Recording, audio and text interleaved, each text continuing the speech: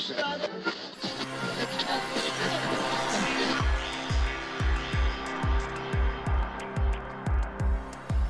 this is Leon Poe, man. You listening to Causeway Street Podcast. What's up, y'all? This is Kenny Anderson. Y'all listen to the Causeway Street Podcast.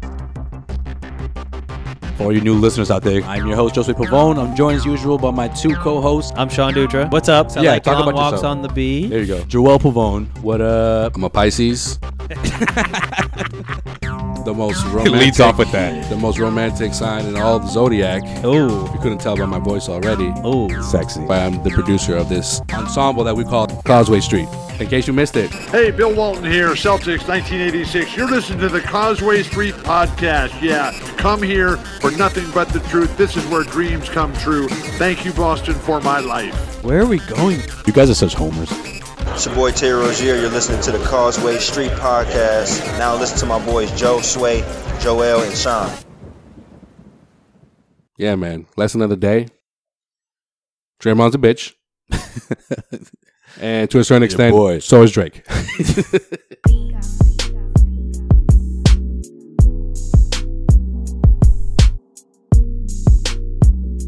Yeah, I don't think any of us saw that one coming.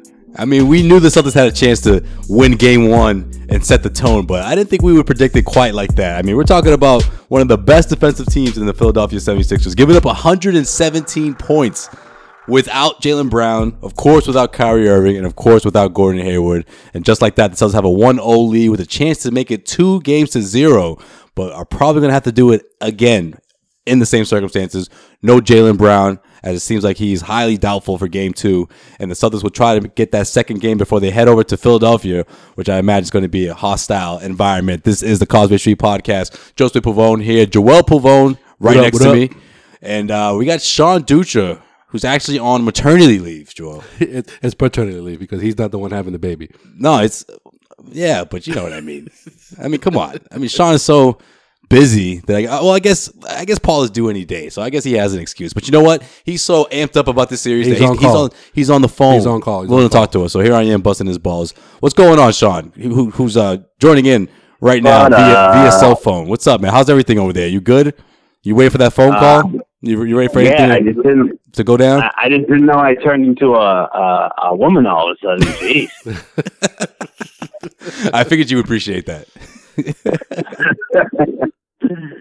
So what's up, Sean? Because I know we had conversations even after game one where you said that the Celtics still may not win this series. How do you feel right now heading into game two?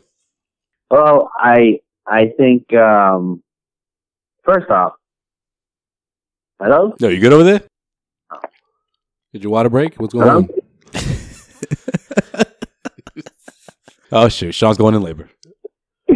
Yo, I can barely hear you guys for some reason. I don't know why.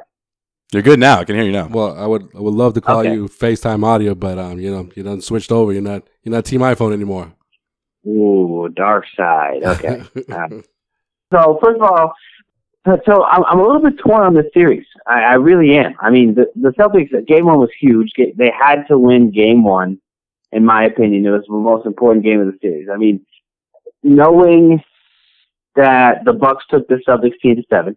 I mean, we all get on the high of saying, yeah, the Celtics dominated game one. I think they did what they had to do in game one. I think you really saw that. In my opinion, in my eyes, the Celtics need to, and for a chance to win the series, they need to be tied 2-2 going into game 5. That is, I think, exactly what needs to happen. So it's all about home court for me in this series. I think Philly's definitely got the edge in talent, but I mean, what Terry Rozier was that we saw? That was like LeBron James light. I literally I had no clue what I was watching there for a little bit because I know Terry Rozier has been a revelation in these playoffs, but Jesus, man, that was an unbelievable game one performance. So you need more of that from the game two, especially if Jaylen Brown's not going to be there. But yeah, I feel like the Celtics did what they needed to stay competitive in this series.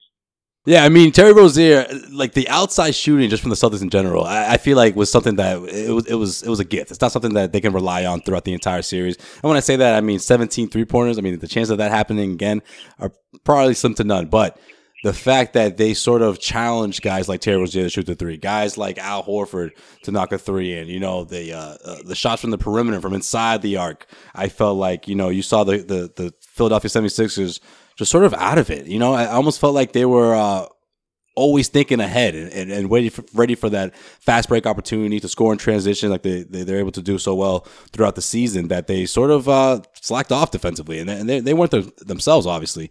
And hey, what the Celtics did, not to take anything away from their offense, I mean, look, you get that sort of production from those three guys, Terry Rozier, Jason Tatum, Al Horford. Those are the guys that are most important in this series until Jaylen Brown comes back, of course. And then you got guys off the bench like Marcus Morris and Marcus Smart, who I think are the two anchors who were somewhat, I don't want to say quiet, but offensively, you can expect more out of them later on in this series, specifically Marcus Morris. So you have that to look forward to. And you also have to look forward to the other adjustments that Brad Stevens is going to make. Yeah, I mean, let's not forget that the 76ers, this is unmarked territory for them. I mean, yeah, they destroyed the Heat, but really, was that really a competitive series? Like, I think this is where the Sixers, they get kind of brought back down to earth a little bit. I know they won 16 in a row before the playoffs began, but they weren't really challenged, in my opinion. A lot of their wins came from sub-500 teams. So a lot of analysts all over the country are kind of riding this bandwagon of the Sixers. They're definitely going all the way to like the finals, and it's like, wait, it's like hold on a second. It's like, I understand the Celtics are not the favorites in this series, but the Celtics are not going to go down without a fight. It's not going to be a 5-game series either on either side, like our boy Antoine Walker said a couple days ago. I can't believe he said that. that the Sixers are going to win the next 4 games. It's definitely not going to be that, and I don't think the Celtics are going to do the same thing either. But at the same time, I think these two teams are more evenly matched than people are giving the series credit for. Which really surprised me heading into this one. I mean, I get it. Philadelphia is the favorite. I don't mind that, but I just feel like a lot of people. I mean, I was suspecting some people to give the Celtics a chance here in 7, but that's not what you saw. But then you see what happened Monday. I mean, 83 points out of these 3 guys. I mean, you got Rozier leading the way with 29 points. Of course, those 7 3-pointers had a lot to do with that. Jason Tatum, 28 points, and he was 11 of 12 from the free throw line. And we'll get to that. We'll get to more on that in a second, because I want to talk about how important that's going to be moving forward. And then, of course, you have Al Horford just giving you consistent offense, especially in the second and third quarter, which I thought those two frames were really important in Game 1. But, of course, let's look ahead to Game 2. Sean, I'd like to hear what you think the 76ers are going to do in terms of bouncing back. We're not going to see the same type of performance out of them, so obviously they're going to make adjustments. But what kind of from what aspects of the game do you feel like is going to help them grab Game 2 and head over to Philadelphia with this thing knotted up, 1 game apiece? I think when we look at Game 1, we can talk about Rozier, we can talk about Horford, you can talk about Tatum, but let's be honest, that was a Brad Stevens win if I've ever seen one before. I mean, he literally took the best player on the team so far in the playoffs, in Jaylen Brown, and put a team out there that truly dominated, I think, because they were more prepared. I think that's what it comes down to. So, Game 2, can the 76ers bounce back? Can they show, and I think it's going to be a lot on their coach. I mean, if you want to say Brett Brown is, up there with the up-and-coming coaches in the NBA, can he get his guys, who were straight up embarrassed in the first game, to respond in a hostile environment, whatever Joel Embiid wants to say? They got to come into the Garden on Thursday night. It's going to be wild, and they're going to have to show up. So, I mean, obviously, you look at it. It almost seems like Brad Stevens is just saying, you know what, Joel Embiid, you do you, man. You get 31 points. You can post up down low. We're going to body you up with Baines and Horford, and then we're going to shut down the rest of the team. So, I think you'll probably see that same type of strategy from the Celtics, but it'll be up to those guys like Robert Covington, who I don't even know if he played in Game 1. From the stat sheet, you can't tell. J.J. Redick, who was their leading scorer in the playoffs up to this point. Brad Stevens is like of the mind to say all right, Simmons, we know you can't shoot. Embiid, we know you're probably not going to play every seven games of the series. So you guys do your thing, and we're going to shut the rest of the team down. Yeah, you know what? Covington is definitely going to be a factor, I think, at some point throughout this series. I think he's just going to have a big game for this team. You know, you look at the three-point shooting, I always thought that's a huge advantage for the 76ers when they're playing against a team like the Celtics who really buckle down defensively. And that's something that they're going to have to, rely on in Game 2 and certainly moving forward. Redick, Covington, you got other guys coming off the bench, but that's the thing, though. I mean, we talk about how Brad Stevens didn't go too deep in Game 1 with his bench, but neither did the 76ers. You know, they have those sort of select guys, whereas the Celtics sort of had the same thing, too. You know, Brad Stevens went 8 deep with Shane Larkin, Marcus Smart, and Marcus Morris, and that was pretty much it. And Ojale. Smart started, so yeah, it was Ojale. Oh, excuse me, yeah, Ojale. That's right. Smart was in the starting lineup, and Ojale was the third guy off the bench. And you know they've both trimmed down their lineups there. So I think that plays a huge factor as well, because now you're sort of putting guys out there who are going to get more comfortable. Everyone started playing 16, 17 plus minutes, and that just always helps in any series if you're able to cut the rotations the way that both teams have so far. Well, let's also not forget that the Sixers had a lot of open looks from three. They just weren't hitting the shots. And they got to the free throw line 35 times. That can't happen. That's rare that a team... That kept them in it. Yeah, that's what I'm saying. That's rare for a team to make it to the line 35 times and not win the game. Mm.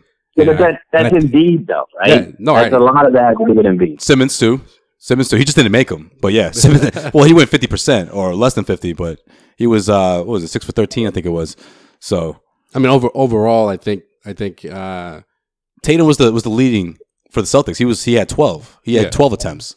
But I think they made it what, like 21 times maybe? Yeah, if that.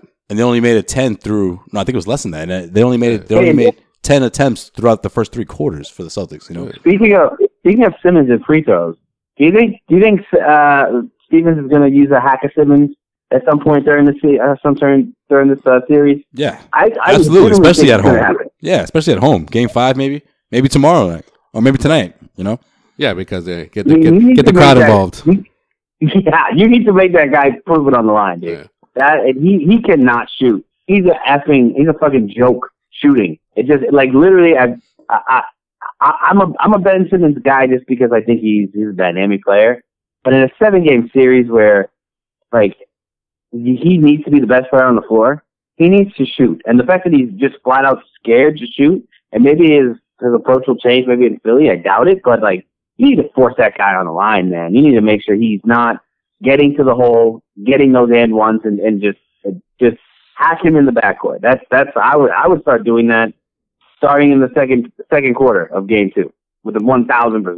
So yeah, Philly went 26 of 35. Celtics went 18 of 19. Okay. But those 9 free throws, the last 9 free throws, all came in the fourth quarter. Brad Stevens had an interesting take after the game, and I always got to credit Brad because he always seems to find, the thing that sort of bothered him throughout a win.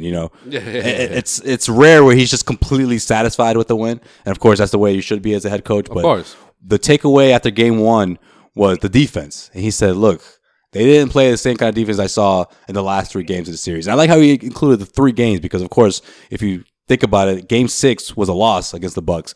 But after Game 6, he said, "Listen, we made some good stops. We were there defensively. Offense didn't come our way, but defensively it was there." And that's what it always comes down to in this series. What it's always going to come down to for the Celtics.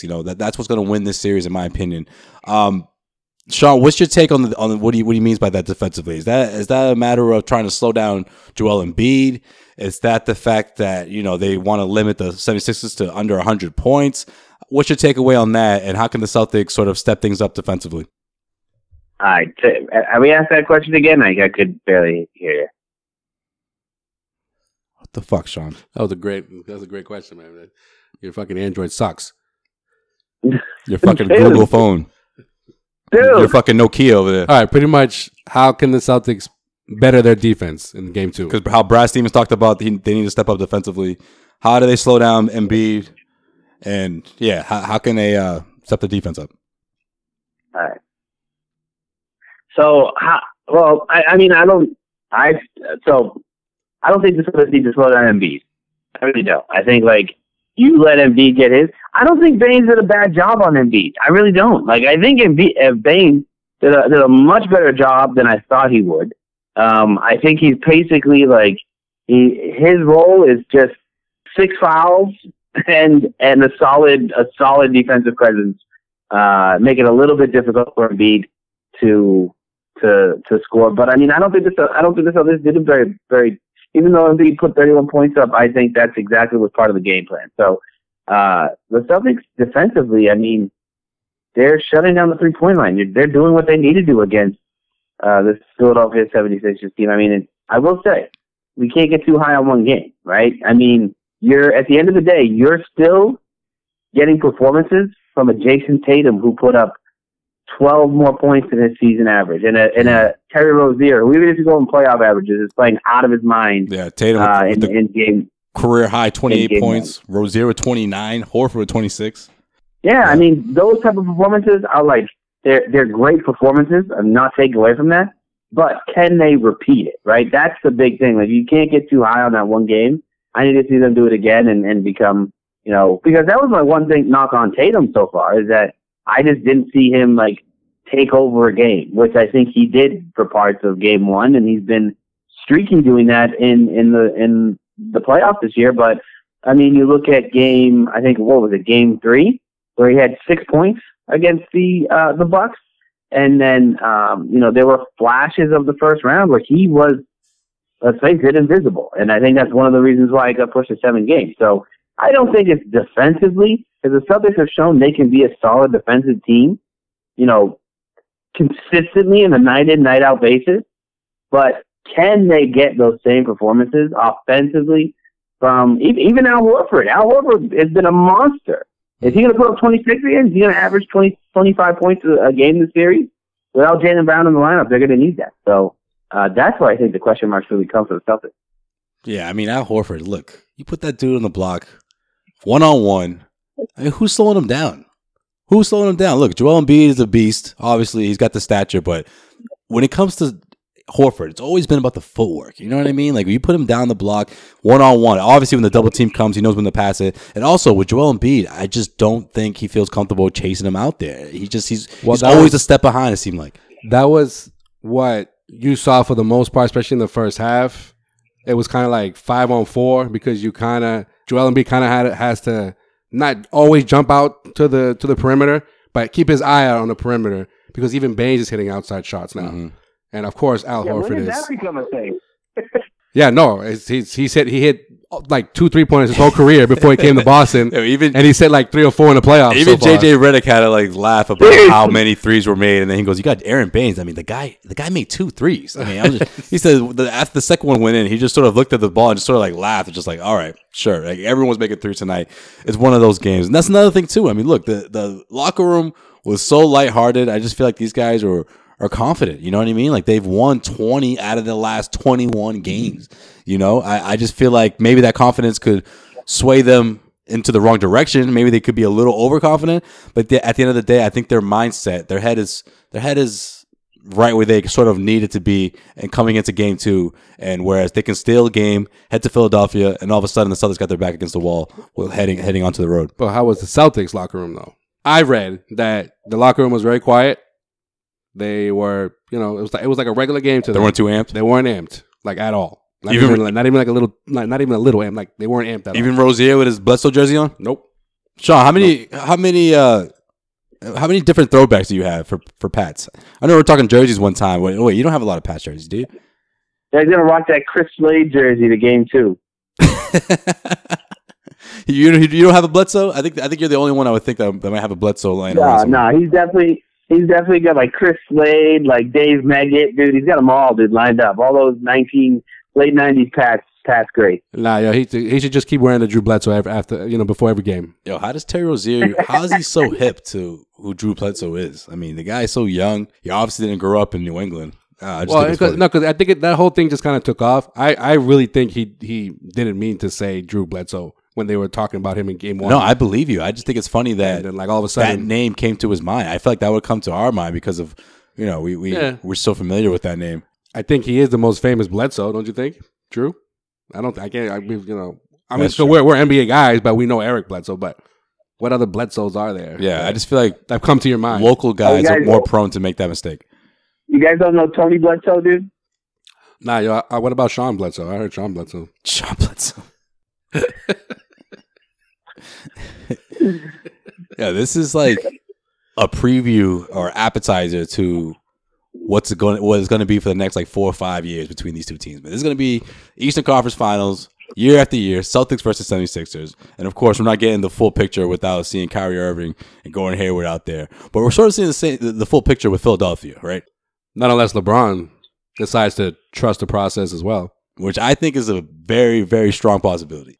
Listen, LeBron James is going to go to Philadelphia. That's it. Not if he knocks out the fucking Raptors and goes and makes it to the NBA. Regardless, he's going to Philly.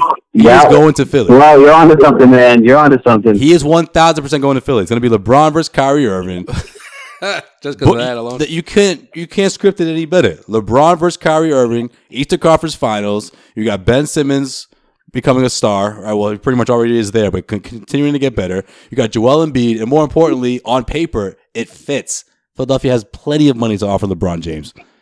He can take one of those 1 year, second year options and just keep it coming year after year like he's been doing in Cleveland for the last 4 years. And you got Meek Mill and Kevin Hart and all the Philly fans, all of a sudden, all the 76er fans coming out of the woodwork, famous Sixer fans. The rivalry is renewed. Sean, what are the chances of that happening? I stand by my claim of Meek Mill is the most overrated rapper of all time, by the way. It's a joke. Like, literally, it was nice when the only good thing about him being locked up was that he wasn't recording. Like, that was the only good thing. Like, you didn't hear him on features, like, on when he was locked up. I mean, no, LeBron's going to Philly. Sean, you had a Meek phase. I don't understand. We can get back to that later. What are you going to say? You used to have a Meek phase. Happened? You had a Meek Mill phase where you were loving some Meek Mill. No, yeah, maybe a little bit, dude. Maybe like two songs. Like, yeah, there was like 2 songs. Like, he got me that like I'm a Boss track he was on with Rick Ross. I was like, oh, who the fuck this dude? Yeah, but other than that, man, he had like 1 or 2 good songs off that album. I said it last week. I still think like every other thing he's ever put out has just been garbage. Carry on. What are you gonna say about LeBron? All right, here's what I'm gonna say about LeBron. The only way that LeBron won't go to Philly is if they beat the Raptors, which I initially thought, and you guys saw my range of emotions going into Game 1 of that Cavs-Raptors series. I thought the Raptors were going to just dominate that series because the Cavs suck. And then literally, it is the same old Raptors team. And I think if LeBron can get to the Eastern Conference Finals, he may somehow, realize, well, maybe, because if he gets to the Eastern Conference Finals, let's be honest, right? Let's say you have a Cavs Philly series or a Cavs Boston series in the Eastern Conference Finals. Who's the favorite in that series? Well, it's obviously LeBron. Yep.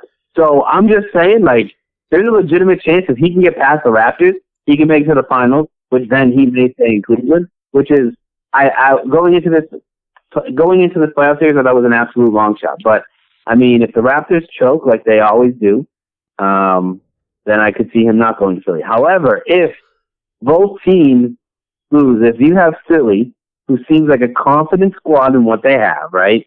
They seem like, we've had the process, we still got Fultz coming back, all this stuff. If they lose to a Celtics team that doesn't have their top 3 players, and they lose to that team in the playoffs, they're going to definitely be out there dying for LeBron James to come on the team. So these two playoff series will have a ton of effect on where LeBron James is going to go. And don't look now, but Utah Jazz just tied up that series 1-1. So, hey, Houston has an early exit too. Woo! LeBron's will be going to Houston. Well, I mean, the Raptors missed a golden opportunity to take a lead in the series, obviously, because they played at home. But why is everyone so hung up on that one? No, it's because he went to Game 7. So every time he goes to Game 7, like he did it when he went to Game 7 against Boston in 2012, when he went to Game 7 against Indiana Pacers in 2013, the next series, the first couple games, he plays like crap, and you got to take advantage of that. This time around, obviously, he didn't play like crap, but his team is not. But his team is not like what the other teams in the past have been. You know what I mean? Right. So who's to say that he's going to be able to keep that level of focus or keep that level of production for 7 games? I mean, this series, whether it goes 7 games or not, I mean, I just feel like the Toronto Raptors finally have a very deep team. They have a deep bench. They have obviously 2 of the best 3 players in the series are on their team. But are they mentally strong though? They should be. I mean, how many times have they been through this? Especially someone like Kyle Lowry. I mean, he's put together some terrible playoffs performances, some terrible series in the past. But at the end of the day, because they have those other guys, you have to realize that one of those guys are going to give you one heck of a game, and that's the luxury of having a deep bench. You know, we've been covering Celtics for so long. We remember those years, you know, where guys off the bench would come up big. I mean, look, whether it's Wright, whether it's Van Fleet, whether it's, you know, they have options off the bench. And I'm not saying these guys are going to go out there and drop 30, but I just feel like all you need is one of those guys to put up 16, 17 in one game, which they're more than capable of. CJ Miles, heck, it could be him. All those guys are capable of putting at least one performance up like that. And then you have closers in DeRozan, you have closers in Lowry who can carry the load. The Cavs don't have those guys. They don't have that luxury. I understand that. But Kevin Love's looked terrible. But look at J.R. Smith and Kyle Korver combined for 10 3-pointers. You think that's going to happen again in the series? All right, look at Dwayne Casey. What is the first thing that came out of his mouth when they were asking him what went wrong? And they're like, no, we're the better team in the series. Like, that shouldn't be the first thing out of your mouth when you lose. Yeah, it's a little defensive. In the first game. That's a little defensive. You don't do that at home. Yeah, okay, you guys might believe that, but you don't say that when you just lost. Yeah. Especially in the first game. Yeah. It's same thing with Giannis, you know, after they lost in Game 7. No, we were the better team. No, clearly you weren't on that particular night, on the particular series, whatever the case may be. But the Raptors have to get over themselves. They're in their own heads when it comes to LeBron, period. Forget the rest of the Cavs, just LeBron in general. So, the Raptors are screwed, man. But overall in the playoffs, I feel like it's been like the year of the underdog. You know, you look at the Pelicans, even though they're down 0-2 right now, but what they did in the first round, you look at Utah right now. I'll even throw the Celtics in there because the Celtics weren't the favorites in the last round and not the favorites this time around either. Mm-hmm. And even LeBron I don't think LeBron and the Cavs are a championship team on paper, but he's gonna try to prove to everyone that he can take a team. I think the last time he had a team like this probably was 2007, maybe. You know, give or take, that he can still at least make it to the finals. Let me ask you guys something about the Cavs, too. Do you think they're regretting the trade? Which one? If the Cavs regret... the Cavs? I was thinking about the Raptors. No, I don't think they regret it. Do you think that the Cavs are regretting the trade? I mean, maybe with the way that Jay Crowder's playing, but overall, I mean, from the grand picture of things, I mean, I think that trade was not only about this season, but it was also about trying to keep LeBron around. And I just feel like they put themselves in a better position, but... I mean, I couldn't have predicted the fact that Larry Nance is not a factor. Hood, nothing. Clarkson, I mean, if anything, you're getting more production out of Jeff Green than the guys. Jeff Green's been the best guy off the bench. Yeah, you're getting zero production from the guys they traded. Yeah.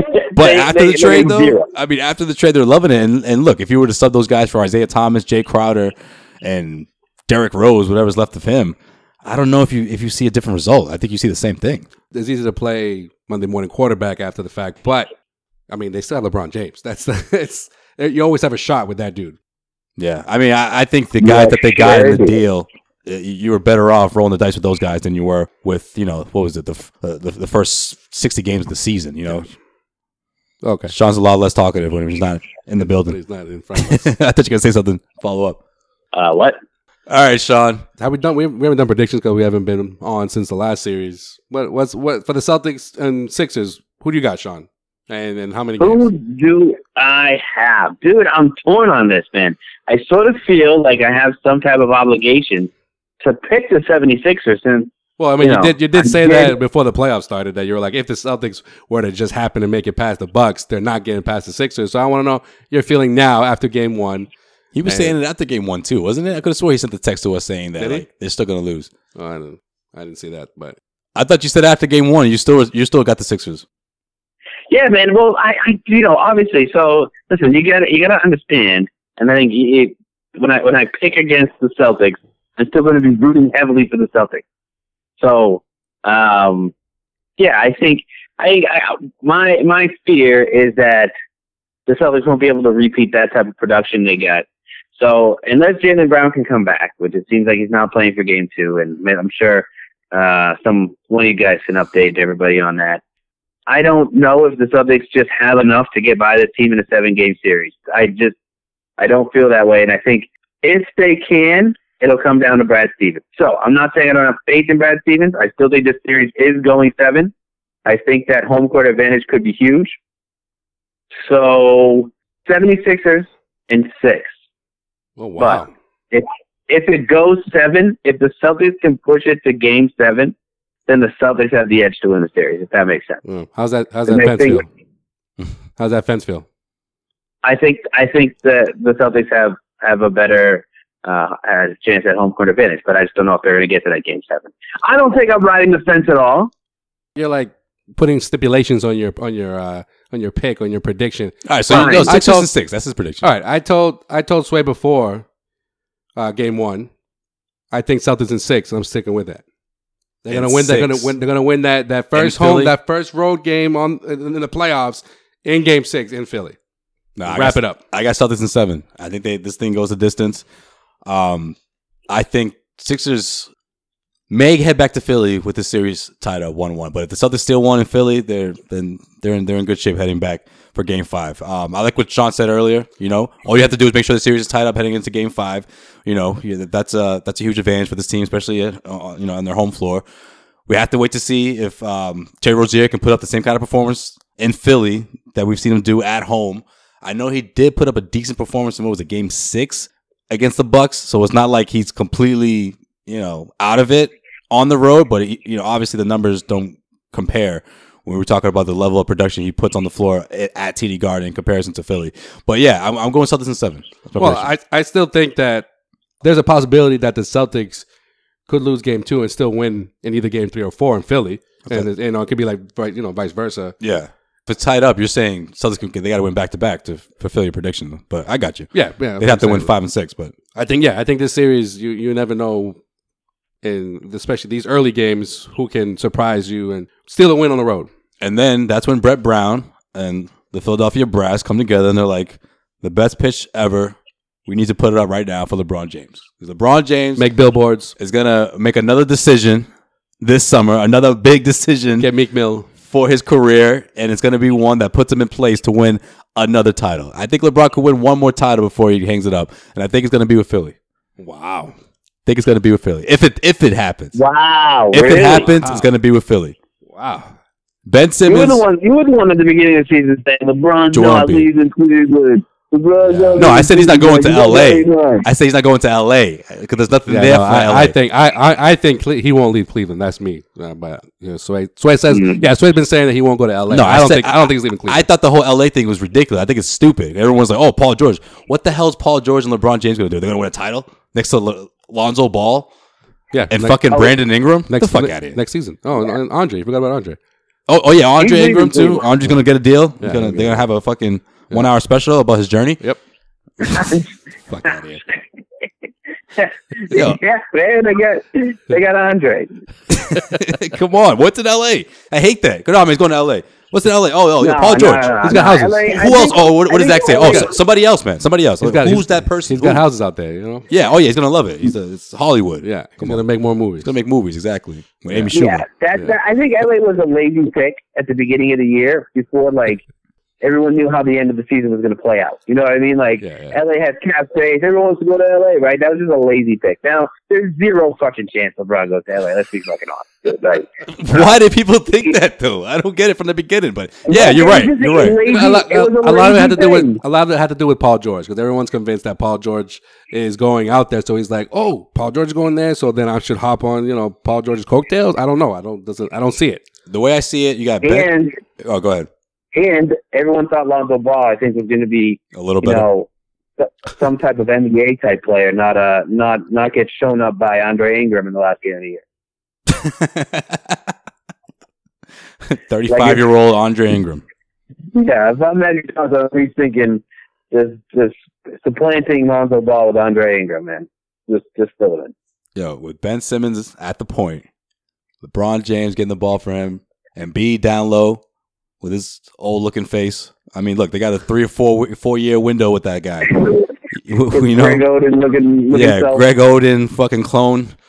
You know, Yo, I hope playing his final years. Yo, I hope the Celtics the fan next give it 3-4 years. I hope the Celtics fan give it to Embiid for what he said. That he wasn't impressed. He's gonna catch it with the Celtics with the Celtics fandom here at the TD Garden. Yeah, I hope that they got something brewing, something creative. Yeah. So that even he goes, what the fuck? Like I didn't expect that. You know what? Now that you mention it, it might have to do with his old looking face. They might say something like that. Someone should bring in like a cutout of like Rihanna and say like, you'll never get this. So one of the things you won't happen this season, besides you not getting with Rihanna, like you ain't passing the Celtics. You know what, Joe? I think you might have just planted a seed for whoever's listening. Someone's got tickets. Come on, one of our listeners got tickets. They're gonna be all over. Everyone should have like Rihanna masks, like they did with Odom in the 2010 finals with the Chloe mask. Oh, that's right. That was hilarious. Yeah, they did do that.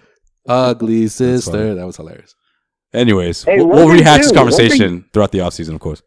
What's up? One thing, too, sort of off topic, when we talk about Philly and we talk about free agency, I mean, even if they don't land LeBron, you got to see, like, you got to think, like, Paul George may be interested in getting back into the Eastern Conference, too, man. I mean, that's a second option. That could be a landing spot for him, too. So, yeah, that's probably plan B. Yeah. Philly is going to be a problem for a couple of years. Yeah, I think they'll be right there with the Celtics. Until Joel Embiid's knees just explode and, whenever that happens. I just think those two guys are going to be plan A and plan B, whereas Kawhi Leonard is that C option, but obviously they got to put together a trade package for that to even happen. So why not go out for those guys when you got the dough, you got the talent, all the important players are under contract for the next, 2+ years. They're in great shape. The only team that's in better shape than Philly would be the Celtics. That's right. Yeah, I mean, Philly could just stay pat and just see it organically grow as they have been for the last 4 or 5 years. Or they can go and get their proverbial Kyrie Irving. But they're veterans, though. That's I think I brought up last week. Their veterans are all free agents, like Redick, Ilyasova, who else am I missing? Bellinelli. They're all free agents after the season, so they could just put all their eggs in the LeBron sweepstakes or try to acquire Kawhi Leonard, but we'll see. They can offer LeBron close to $40 million. So, no, I know, but there's that. Maybe at this point he's not about like cash; it's just about convenient, and maybe Cleveland is just that convenient of a spot for him to stay. Yeah, but you compare the cap space between Philly and Cleveland. I mean, what can Cleveland do to fix that roster? That's why it's so. His future is so uncertain. Cleveland has always been, at least since he's been back, always been able to trade, and even you, all of us sit here and go, how do they pull off that trade? They don't care about going over the, paying taxes. They don't care about that. So that could be a thing too. I don't know. Who knows? Sway, can you ask Joel Embiid a question about potato salad? You really should, man. What's he, T'Challa now? Ask him if he's related to T'Challa. Yeah. That would be the last game I ever covered. And ask him if he be a rap. No. Ask him how he felt about the the last Avengers movie. See if he watched it. See if he gets sad all of a sudden. See if he gets sad all of a sudden. You called that, huh? Is that true? I don't know. Panther die? We can't confirm or deny that. No one in this room has seen it, and neither Sean. Oh, that motherfucker's dead. No. That motherfucker is dead. Was he the first one dead, like a horror film? Fucking killed the black dude right off the fucking first half hour. I've heard some rumors about how he died, man. Oh man, Sean, I hate you. I still got to see it. I still want to see Black Panther. I'm just kidding, man. I don't even know. I haven't seen the film yet. So you completely made that up? No, man, he's dead.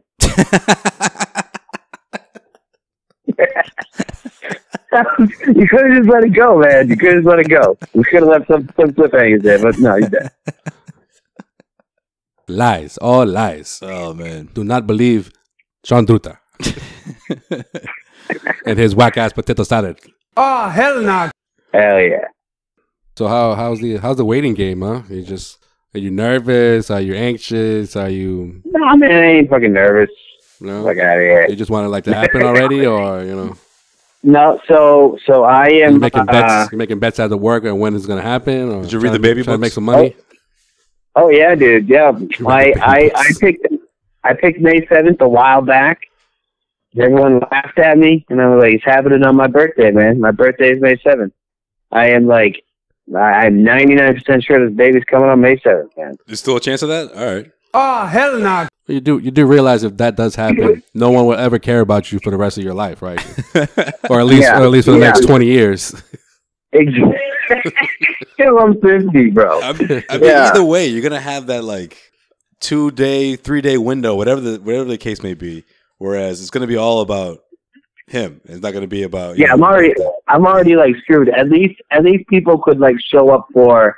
At least people will show up to like technically my birthday, even though it's his birthday, right? You know what I mean? So like, most people don't get to celebrate their birthdays after they're 30. There you go. But I will.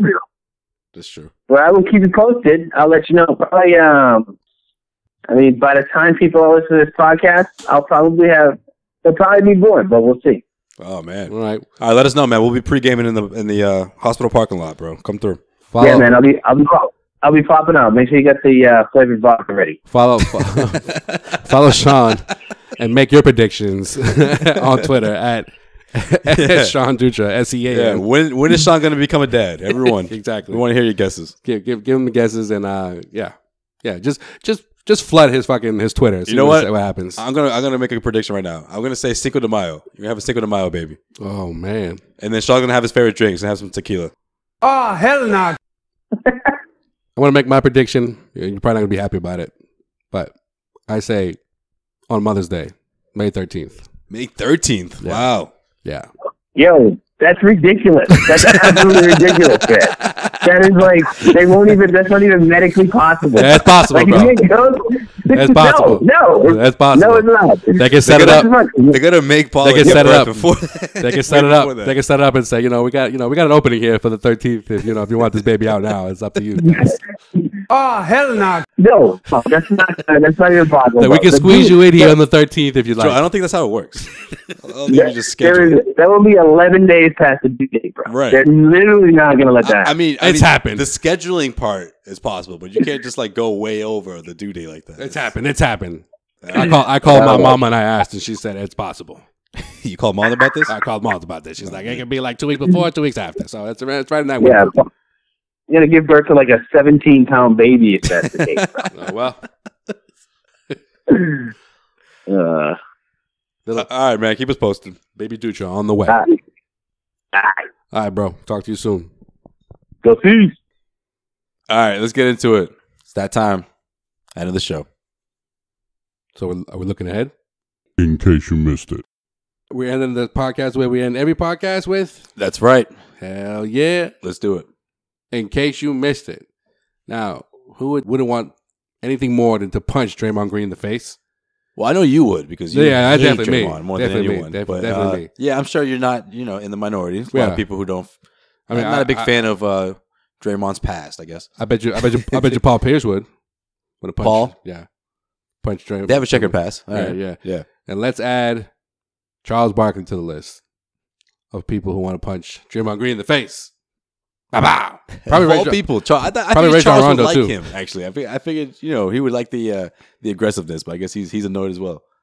Yeah, man, it's calling him annoying. Well, actually, I got a little clip. Let's find out why Chuck wants to punch Mr. Draymond Green in the face. I want to punch him in the face. Why you like Draymond? I'm just telling you, I want to punch his ass in the face. I do.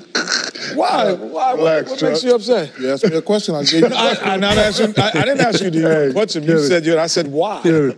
When Chuck get like that, just leave him alone. No, I like I was just going to say, Charles. Nice playoff intensity. Yeah, man. Going to say what he has to say, and that's it. Exactly. He's not going to explain it more than that. So I feel like any other person or any other analyst or whatever broadcaster would have said that, it should have been like, whoa.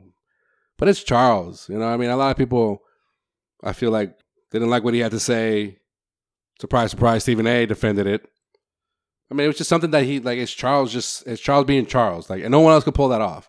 If someone else had said it, I think people would have been, or should have been more upset. Draymond didn't say anything about it? Oh, he sure did. You want to hear what he got to say? Let's hear it. Yeah, this was after game 2 against Of course Draymond had to say something. He addresses everything. He has no problem clapping back. Let's see what he said. A lot of guys talk on TV, stand behind a microphone and a TV screen. The fact of the matter is, if you feel that strongly about something, he's seen me a million times. If he feel that strongly about it, then punch me in my face when you see me. If you're not going to punch me in my face when you see me, then shut up. It's no different than somebody sitting behind a computer screen tweeting, I'll knock you out, and you never see him in life. Well, he's seen me a bunch of times, and he'll see me again this year. Punch me in the face Draymond's when you see me or not. Don't talk about no it like one that. cares what you would have done. You old, and it is what it is. So, if you ain't gonna punch me when you see me, then stop talking about it. Period. Two things. I mean, he does have a point, obviously, right? Yeah, but come on, you got it way too personal there. I got you. That's what I'm saying. So now he's making it sound like Charles actually wants to get into a fight with him when he sees him. Obviously, so the second thing is that and the fact that okay, you called him old. So it's like, you know, like I dare you, old man, punch me in my face. Right.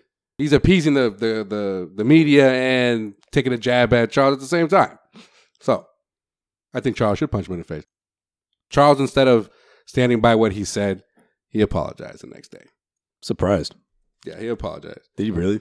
Yeah, he was on one of those ESPN midday shows, the 50 midday shows on ESPN radio. You know what? That makes sense coming from Charles, though, because he knows that if he was in Draymond's shoes at that age, that he would probably say something like that back. If a commentator said something the same thing about him, I bet you that's exactly how he looked at it too. Yeah, he was on. If somebody was on TV when he was playing and said something like that, that's probably the response you would get from Barkley. So he probably realized what it was like to be in Draymond's shoes. Yeah, it was on the, and I apologize for those in Chicago that listen to our podcast, Waddle and Sylvie on ESPN, and I quote, I want to be a man enough to apologize. I was 100% wrong, end quote. Which Charles, I mean, he probably does feel like that, but he's not actually going to do it. But do you think Draymond just got way too personal about it? Yeah, of course. Yeah. He always does. I mean, he always does. He did it with Paul. He's done it with other players that are not in the league anymore. He can't just stay quiet or just say like, oh, or just brush it off. So obviously it does mean something to him as well. And so that's like his best. That's like his, attacking whatever. But does he have a case though? Like should he feel that? Well, way? I mean, here's another quote that I just think it's because it's Charles Barkley and he says something. But you know what? He's never really had nothing but good things to say about Draymond. Right? That's true. That's what this is about. So this is what he said after the. When you think about their history, that's probably what it is. It makes you all right. Yeah, it says I was literally that's why Draymond snapped and clapped back the way he did. Yeah, he's like I wasn't literally going to fight an NBA player, said Charles. He took it like that, and I apologize. So you're right. He took it like that. Of course, he got personal. That's what someone like Draymond does. So I don't know, but I think it's no surprise that there's players. In other words, it's another L that Joel's thoroughly enjoying right now because Draymond Green, at the end of the day, took an L. That's what I got from. I this ride story. for my boy Chuck.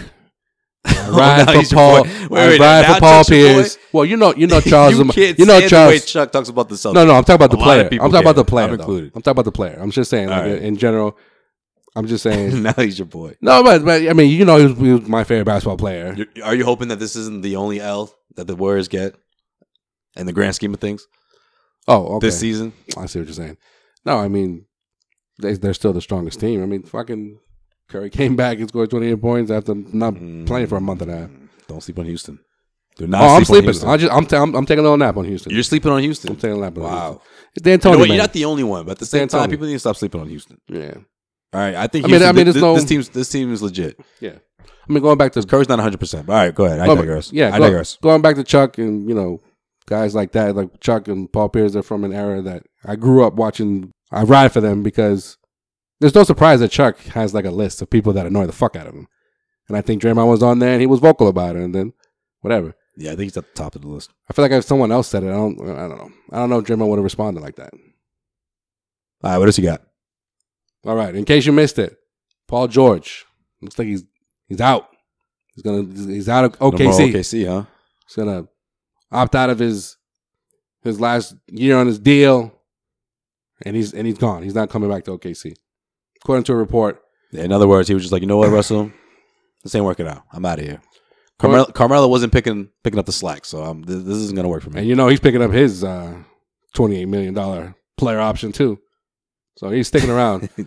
Unless OKC, Melo's just listen to me. Melo's like, I'm here. I'm just gonna get paid and do the best I can. But he had that attitude at the playoffs. No. But listen to this. OKC is going to do everything in their power. You know how you're trying to attract free agents? You're trying to make him become a free agent. Saying things about, or like reports of coming out of OKC that he should go to the bench. He's pissed off about that. He's like, I've sacrificed more than anybody. Like, I sacrificed my family. I moved to OKC by myself. Yada, yada, yada. Okay, great. OKC's going to keep doing that. all summer until he said, you know what? I'm out. But he's going to hold off because if he barely said anything when Phil Jackson a year ago was bashing him, literally bashing him, saying like he sucks at life pretty much. You know, not a good basketball player anymore. You suck as a family man, yada, yada, yada.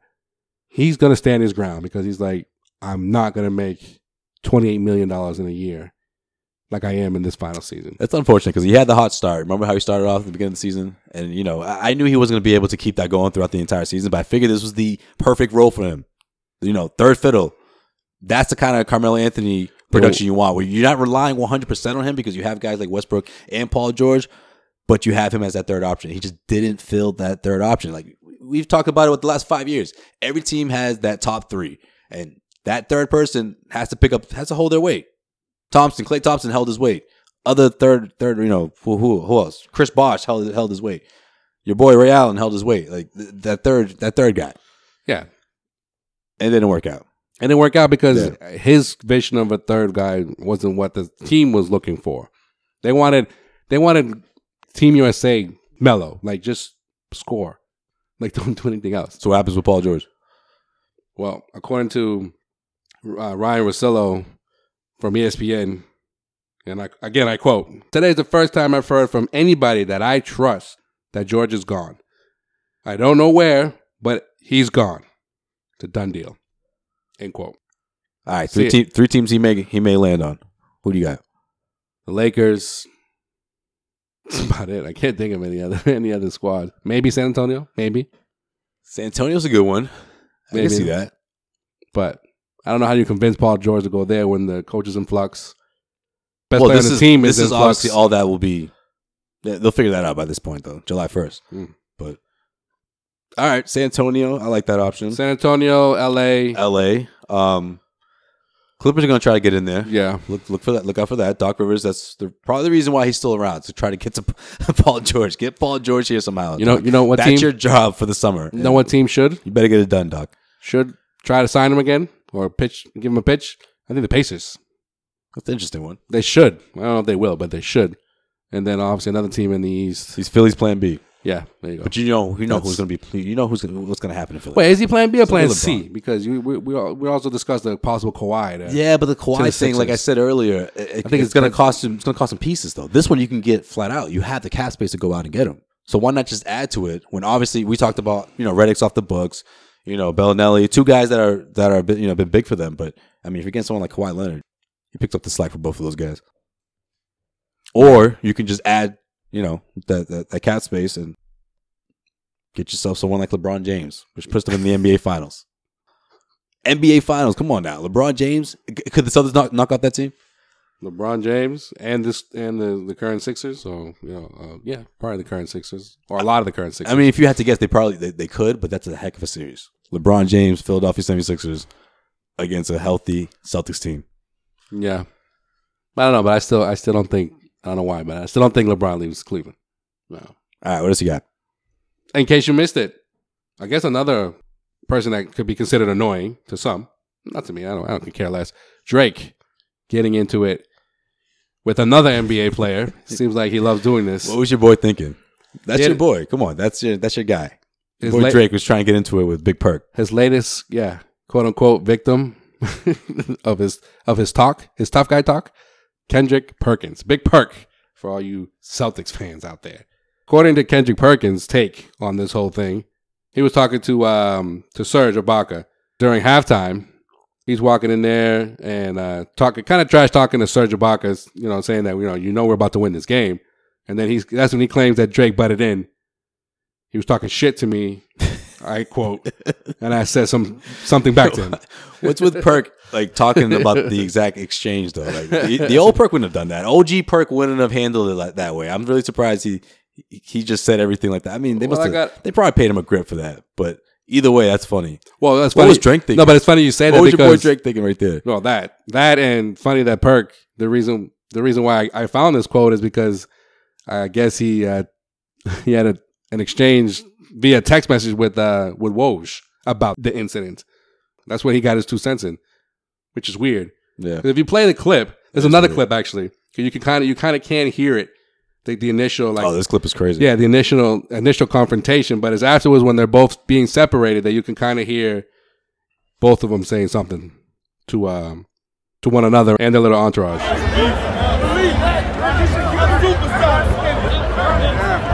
Super excited. Is that what you said? Super excited?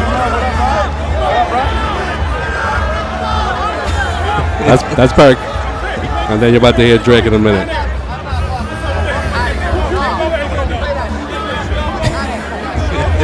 Hold on, pull that back. Play Perk again. One more time. Says I'm supersonic. N-word.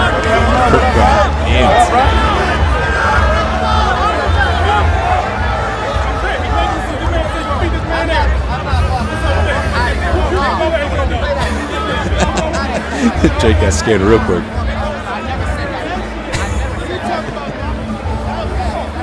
Yeah, I guarantee you, if Rick Ross was there, he would have just been sitting there laughing at Drake like, well, who told you to speak up against Big Perk? What's wrong with you? Drake got way too excited. First off, he's emotional, man. He's really emotional at these games. He loses it. Yeah. No, you're talking about Drake or Drake. Perk? Yeah. Okay. Yeah. He is. If you're just getting at Perk like that, you're way too into it. No, you're right. But at the same into the game. At the same token, how many players has he already done this to? And Perk is just not. It's just I don't know. He's not the one, man. Yeah, he's not the one. He's not the one. No. He's not the one. He's like, I'm supersonic. He's like, you can, get all flashy and funny with the cameras, but like, if you let's go in real life. You can talk to like Jordan Clarkson like that, but you can just get in that Perk that way. And then Drake and it seems like one of Drake's people or person that he was with is yelling at one of the security guards, saying that like you're the biggest person here. And that shouldn't have got like that. All you hear Drake pretty much is saying that like, no, I didn't say that shit. I wouldn't or whatever. It's I don't know. That was a weird exchange. It's a weird exchange. It's it's playoffs, man. I don't know what to tell you, man. Intensity. Everybody hates everybody. It's to some degree. That's all right. Drake, he got out of line. He got scared, and then now he's thinking, all right, I'm just gonna never ever approach Perk again because he's about that life. So let me just not mess with Perk because Perk was just. I don't know how you wasn't at him. I don't know how he wasn't pervious to that before, and not realizing who or what kind of person Perk is. Yo, Perk turned hood real quick. He reminded Drake. Perk never turns off the hood. I don't think. No, he never does. That's a good way to put it. No, he never. No, it just stays on. That's a permanent. And button. then you get angry Perk. It's a permanent switch. So an angry Perk against Drake. Against Drake. Like first of all, I wasn't even talking to you. Why are you even saying anything to me right now? And then he says. Like I don't even know you like that, bro.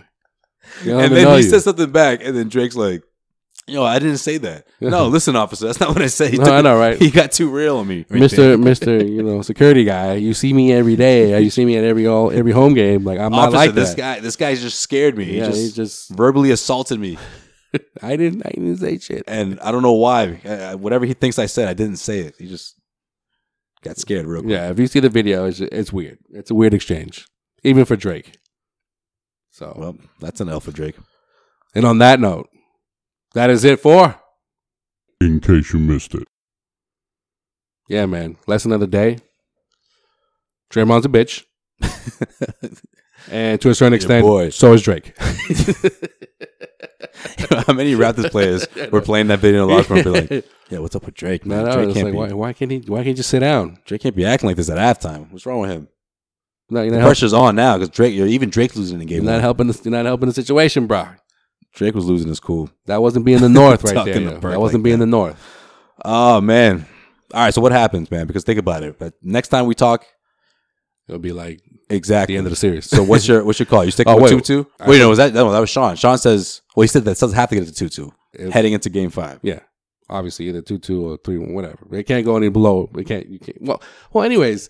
It could, though. Yeah, it could, but that's the thing. The Celtics could easily lose tonight and Game 3, but if they bounce back in Game 4, you want to head into Game 5 with the series tie. So I'm with Sean on that. But I think that's the move. It's weird that that's what's probably going to happen. No, but that's the only way it's going to be. I mean, you're not. No, if one team wins 2. Are you serious right now? No. If one team wins 2 games, I meant to say like it's not like Philly's going to take the lead. They're not going to take the lead. It's not like they're going to go to lose. There's no other option, right? You know what I'm saying? Yeah, no, I see what you're saying. Yeah. Yo, they better go there it's like and blow the game. It's like, yo, you better not lose 3 games. Yeah, because that would let me series is over, Sean. No, I got you. Right. Yeah. You better go out there and at least lose 2 games out of the 2. All right? Don't go below that. Then we're gonna have a problem. Then for some reason we're down in game 5 and we only lost 2. That's what I was saying when he was like, "Oh, yo, they better come back at least 2-2." And I was like, "Wait a second." No, the way I looked at it is like, yeah, don't lose 2. Yeah. No, but he's good. Even if they do, it's still 2-2. Like he was saying, like you going on a road trip, don't lose no more than 2 games. But this is only 2 games, so that's not beyond that. Because I'm telling you right now, this is a fact too, man. If they lose the next 3, they're done. They're done. Then Antoine Walker comes, his prediction comes fruition. And that's that. We can't have a world like that. See, that's why we should have had that motherfucker on before the playoffs started. So I would have held him to all his predictions. We reached out to him, man. I don't know. He didn't come through. Oh, he's trying to act all big now. No pun intended. You can't come back eliminated, all right? Yes, that would be bad. Yes, Sean. Yeah, that would be bad for the Celtics. Yes. That's a good plan. Yes. Because apparently I don't even know what that is. That's the best, so funny. Best of 4? Pretty much. It's pretty much it's like the opposite of trying to say what Antoine said. It's like, yo, they're gonna lose 3.5. Like, no, man, they'll at least come back with the series tied 2-2. It's like that's because even Antoine said it. They were like, oh, they could still lose, in game 2, but then they'll win the next. It's like, wait, hold on. It's either they're gonna win the next 4 straight, or not. It's not well, if they win game 4, I mean, if they lose game 2, then they'll win the next, the next 4 like that. Like, what the fuck? Antoine sound worse than Sean trying to do math. Jesus. I don't know what was that about. We got all your Celtics playoff coverage on CausewayStreet.com, guys. That's the new website, CausewayStreet.com. Because you know why? Because we run Causeway Street. That's pretty much why they took out the blog part of it. Yeah, we run Causeway Street. No, that's not true at all. But no, seriously, guys, check us out. Our coverage. I'm actually going to Philly for games 3 and 4. So I got plenty of coverage. Look plenty at of articles to check out. Look at here, bro. Plenty of content coming up. So it should be fun. They better not be down in the series when they come back, yo. No, they better. They better. In other words, they better not lose the series. Yeah, pretty much. They better not, drop the next 3. Yeah, because that would be bad. That'd be bad. Oh, hell no. Drop the next 4. 4. Actually, yeah. 4. No, because by game 5 it has to be 2-2. Yeah, it has to be 2-2, at least. We love you, Sean, but I just caught that. Follow us on all social media accounts. Yo, let's get them those Snapchat viewings up, yo. Sway's no one likes it. Nah, yo, Sway's going to work hard for these videos and pre and post. I think the Snap spike is done. No, I think it's on its way down. I don't know. No, I feel like more people used to use Snap now. Some people sort of put it away. Yo, I threw that up on the Twitter, also at Causeway Street. The spike's over. They peaked. Like a couple of pictures that Sway took, and I was like, oh, if you're not following the Snapchat, get on it. And we got a great response on Twitter. So I don't know if they're equal to yeah. So, no, well, check it out. Obviously, Instagram at all Causeway. We got plenty of other stuff too. Not only just behind the scenes, what's going on at the games, but we also got plenty of content from when we were just hanging out. Me, you, Ducha, and of course recording the podcast. So yeah, it's a good follow. People us on the CLNS YouTube. Subscribe to that. All right, man. To see Sway and some reports from Philly. Sway, let's break this curse, man. Huh? Can we do that? Huh? We'll see. Now you brought it up. It might live on now. No. Let's just maybe you should address it. That's what it is. Let's just snap it. If you address it, we keep hiding, like we keep pretending like it doesn't exist. It exists, man. It exists. Well, you guys brought it up last episode. I think that's a good way. That's good. Energy for them heading into the same way. The same way the Celtics can't be down in the series after these 2 games. Even if they lose, let's just break this. I've had enough. All right, we'll see. The oldest fucking rivalry in sports. Come on, man. Let's fix that. 0-6. We'll see. Lucky 7. Lucky 7. I was there for one of them, so we'll see. Hopefully, that won't be the case. That was the closest one, probably. Yeah. You guys driving down there? We are. We're heading down. Nice road trip. A little road trip. Bring me back a Philly cheesecake, man. Philly cheesesteak, not cheesecake. Well, if you can find a cheesecake too, that'd be great. But, both? All right, cool. I'll get you both. Something authentic from the great city of Philadelphia. I'll hook you up. All right. We'll see if we get something for Sean too. We'll see if Sean Jr. will be out. Oh yeah, yo, get at Sean on Twitter. Get on him for his math skills, and get on him for having his child. Get your guesses in too. I want people to guess. Prediction. Come on, give us a date. Prediction time. I'm going baby. Cinco de Mayo, Saturday. Hell yeah, Saturday. Sean will be a father. That's my prediction. There you go. I'm feeling good about it. Feel good about it, and also feel good if you're an iTunes person. Subscribe to us on iTunes, and if you're an Android, we're on Stitcher. So best of both worlds. There you go. Long ass ad. Till next time. Until next week. We out of here. Peace out.